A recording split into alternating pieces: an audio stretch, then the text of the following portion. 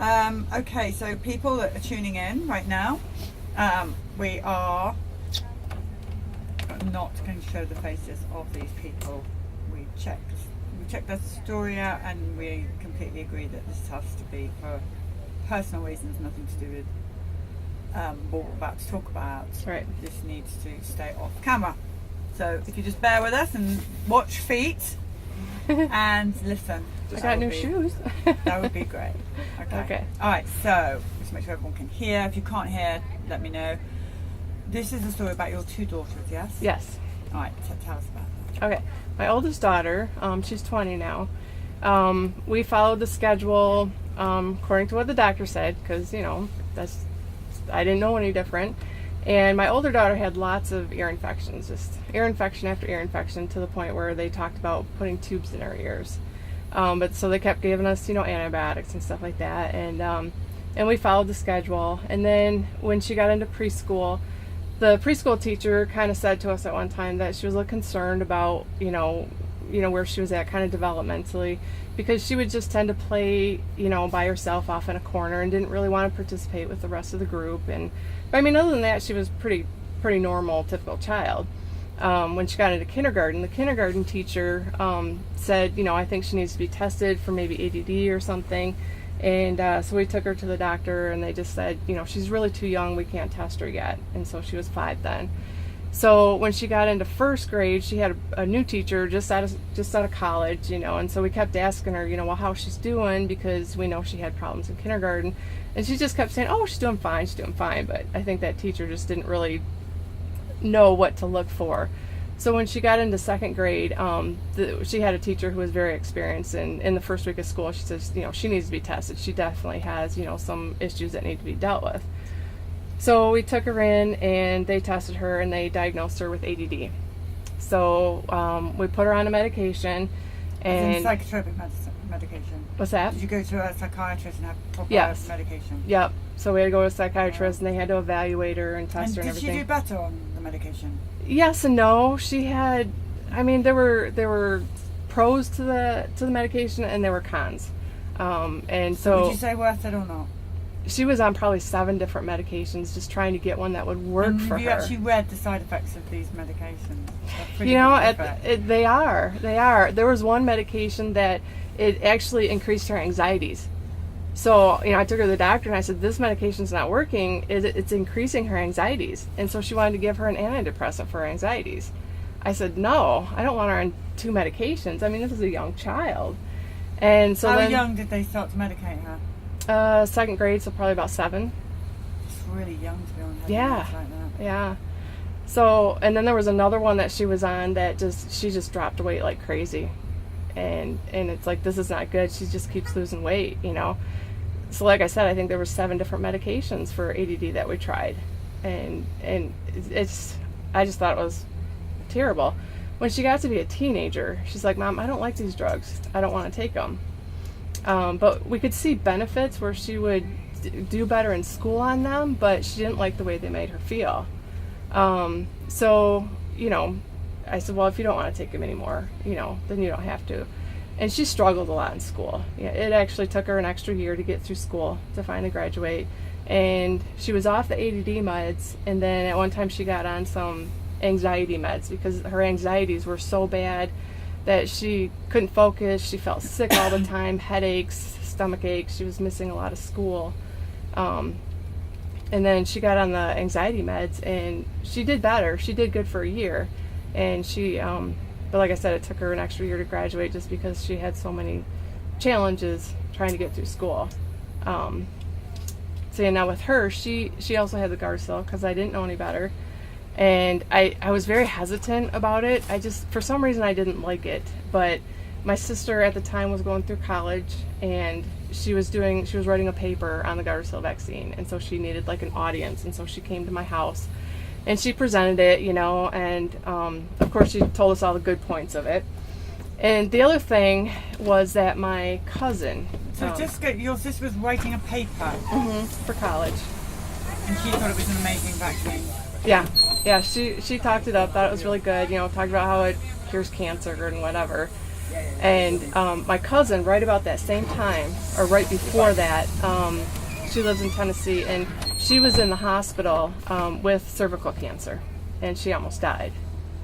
But now that I know a little bit more about that, she also has a lot of autoimmune issues, and so it wasn't just the cervical cancer that put her that close to dying. It was also all these other issues that she's got going on. But at the time, between what my sister was telling me about, the vaccine, and of course she was telling me all the pros, and then my cousin almost dying of cervical cancer, we decided to go ahead and have it done. So my daughter's 20 now, and we need to get her to a doctor. She's never had a pap smear, but she also only has a period sometimes it's 2 months, sometimes it's 6 months. And that's since the vaccine? Yes. Well, she had it at a pretty young age. But this is what we're hearing from these Right. girls. Mm-hmm. I Same know. symptoms. I know. So. Shutting down there. Yeah. I mean, she's doing good now. She's out of school. She's working full time. She's pretty healthy. She listens to a lot of what I say. She'll actually go around and tell her friends, don't vaccinate, don't vaccinate. So now you don't vaccinate? No. And now, what about your other daughter? My other daughter, when she was born, again, she was vaccinated according to schedule.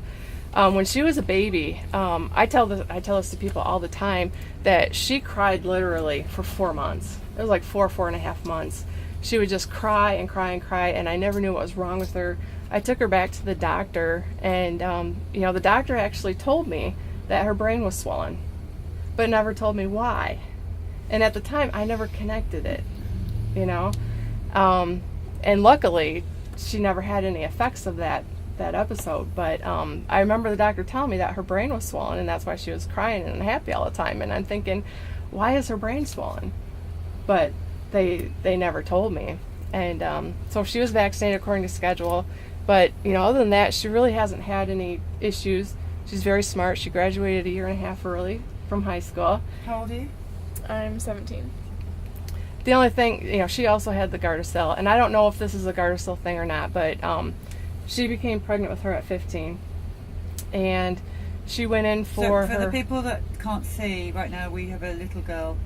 She's 21 months. Sitting here. Mm-hmm. When she went in for her ultrasound at 20 weeks, they noticed that her cervix was starting to open, and so they put her on partial bed rest. And then we had to go to a different doctor because she was definitely going to be delivering early. So we went to this other doctor, and it was her very first visit with this new doctor. First of all, they constantly pushed for the flu shot, and I said no. Every single visit they pushed for the flu shot. Just go back. So basically, she got pregnant before or after having the Gardasil? Gardasil. After. So, Yes. okay. Yeah. This is the second case we've heard about someone actually being able to get pregnant. Yep. So that's one good thing. Yep. So then she's pregnant, and they're trying to vaccinate her again. Yes, they're trying to give her the flu shot. Every single visit that we went there, they wanted to give her the flu shot, and I just kept telling them, no. I even told the doctor, I said, I've read so many stories about people, babies aborting, or losing their babies after getting the flu shot, and she just, oh no, that's not true. I've seen so many of my patients who end up in the hospital with the flu and then losing their babies because they had the flu. And I said, well, I'm sorry, I don't want her having the flu shot. And so then when she went to this new doctor, losing their babies because they had the flu. Yeah.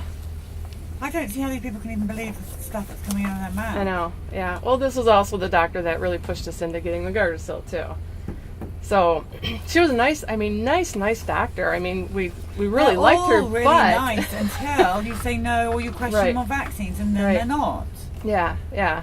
So when we went to the new doctor, it was her very first appointment with the new doctor, and of course, first she sits down and she's just talking to us, and she's like, well, I'd like to give you the flu vaccine, and it's like, well, no, she's not getting the flu vaccine. She's like, well, and next visit when she's 24 weeks, we want to give her the DTaP. She says it's recommended that she get the DTaP. I says, well, is it required or is it recommended? She goes, well, it's recommended. She goes, I won't fight you on the flu shot, but I will fight you on the DTaP. And I just kind of let it go at that point because she was only 20 weeks at that time. Or no, she was 24 weeks, that's right, because it was a 28-week appointment that they wanted to give it to her. So, did you get it? No. So we're in this first appointment with this doctor, and the doctor does the exam on her, and she says, you need to get her to the hospital right now, because she was dilated. And so we went to the hospital, and it was really, really scary. They had us terrified. They thought that she was going into labor, and so they, of course, wanted to give her the, well, I don't know, I researched a lot about vaccines, but not some of this other stuff. But so when she went in at 24 weeks, they had to give her a steroid shot to help the baby's lungs develop in case she was going to be born at that point. And they also told her that she was going to have a C-section because the baby was breech. And so she was terrified. And then they also gave her an IV with, what was that called? The magnesium? Oh, yeah, the magnesium. Yeah, the magnesium to stop the contractions. Because it wasn't like constant contractions, but it was very slight contractions. So they did that, and they put her in a room, and she wasn't progressing or anything, but she spent 4 weeks in the hospital over Christmas on complete bed rest with this little girl. And they came in at 28 weeks and wanted to give her the DTaP. And I said no. Do you know that at the age of 15, I have no rights to tell them anything medically? And they can't tell me anything medically unless she gives them permission because of the pregnancy? So the minute your child, who you have care of, becomes pregnant, Mm-hmm. you lose the rights over Yep. her. Yep. No, I didn't know that. Yep. So basically, I really had no say. So I said, well, obviously I have no say. She's the one that's got to say no to the DTaP, and she told them no. And they were actually pretty nice.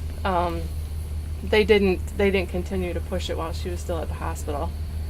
So, but then she was, so we got released from the hospital when she was about 28 weeks pregnant, and then she was on bed rest at home, and at 31 weeks she went into full labor. So you had her at 31 weeks. Mm-hmm. Right, and she is a different story. We're not going to talk about that story. Right. We're going to do that for that. Yeah. I think people are understanding the situation. Mm-hmm. So we don't know if that early labor or the cervix opening early had anything to do with the Gardasil. I don't know. I mean, it's just amazing. I feel so happy that you were able to have a child from the stories that we're hearing. So there's hope. Yeah. Please make sure your sister sees Vaxxed. Yes, because she has a daughter who's 12 now, and we just had a conversation the other day, and I was telling her, about everything that I've learned in your documentary and stuff like that, and she goes, well, you're still for the Gardasil shot, aren't you? And I said, no. Did you explain about your older daughter? What Yeah. happened to her since she's had the Gardasil? Yeah. Well, she needs to see a lot of these videos that you guys have done, because some of these girls' stories are just terrible. I mean, my daughter hasn't been to the doctor yet to find out what's going on with her system. But to not get a period, for 2 months, 3 months, 6 months, 7 months, something's going on. That's not normal, So, but, she's 20 years old. She still wants me to make her doctor's appointments for her. Oh, don't worry. My 21-year-old still wants me to make my doctor's. So we don't go to doctors, so, but I mean, Right. Thing. She That's says another things thing, like, can you too. call the bank and tell them Yeah. blah, blah. I'm like, no, you're 21. Yeah. Call the bank yourself. Right, Sorry, yeah. Bells, if you're listening, but it's true. All right, thank you. Thank you for those Well, thank stories. you. There's another Gardasil warning, but I'm so pleased that you have that beautiful, she's really a true beauty, and we're very happy. Yes. All right, we're coming off. We'll come back on soon.